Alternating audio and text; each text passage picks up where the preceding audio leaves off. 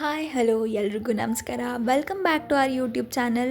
ನೀವೇನಾದರೂ ಇನ್ನೂ ನಮ್ಮ ಚಾನಲ್ನ ಸಬ್ಸ್ಕ್ರೈಬ್ ಮಾಡಿಲ್ಲ ಅಂತಂದರೆ ಇಲ್ಲಿ ಸಬ್ಸ್ಕ್ರೈಬ್ ಬಟನ್ನ ಕ್ಲಿಕ್ ಮಾಡಿ, ಆಮೇಲೆ ನಮ್ಮ ಚಾನಲ್ ಮೇಲೆ ಕ್ಲಿಕ್ ಮಾಡಿ.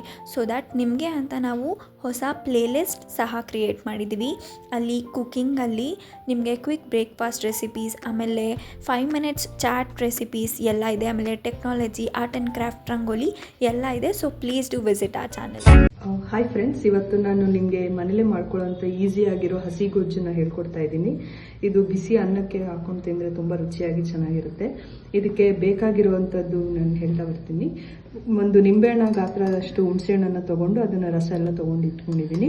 1 ಕಪ್ ಕಾಯಿ ತುರಿ, ರುಚಿಗೆ ತಕ್ಕಷ್ಟು ಉಪ್ಪು, 1 ಈರುಳ್ಳಿ ಮತ್ತು ಗಾರ್ನಿಷ್ಗೆ ಕೊತ್ತಂಬರಿ ಸೊಪ್ಪು. ಖಾರಕ್ಕೆ ನಿಮಗೆ ಇದು ಸಾಂಬಾರು ಪುಡಿ ಬೇಕಾಗುತ್ತೆ.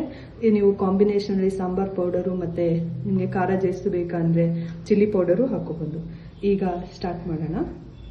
ಸೊ ಫಸ್ಟು ಈರುಳ್ಳಿ,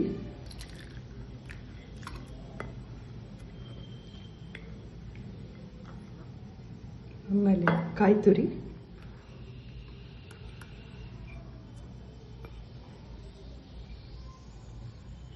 ನೆಕ್ಸ್ಟು ರುಚಿಗೆ ತಕ್ಕಷ್ಟು ಉಪ್ಪು,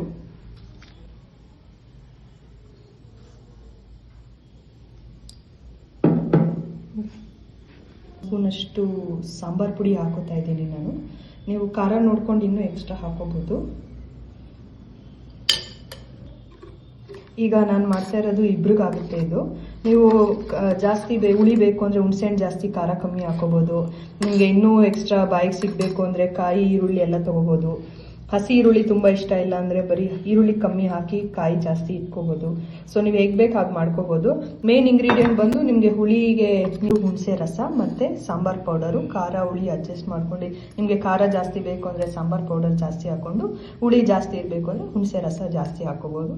ಇಷ್ಟು ಮಾಡಿದ್ರೆ ನಿಮಗೆ ಕಾಯಿ ಈರುಳ್ಳಿ ನಿಮಗೆ ಎಷ್ಟು ಬಾಯಿಗೆ ಸಿಗಬೇಕು ಅದ್ರ ಮೇಲೆ ಹಾಕೋಬೋದು. ನಮಗೆ ಸ್ವಲ್ಪ ಇಷ್ಟ ಆಗುತ್ತೆ, ಅದಕ್ಕೆ ಒಂಚೂರು ಜಾಸ್ತಿ ಹಾಕ್ಕೊಂಡಿದ್ದೀವಿ. ಇಷ್ಟ ಆಯಿತು, ಮುಗಿತು. ನಿಮ್ಮ ಇನ್ಸ್ಟೆಂಟ್ ಆಗಿರೋ ಹಸಿ ಗೊಜ್ಜು ರೆಡಿ.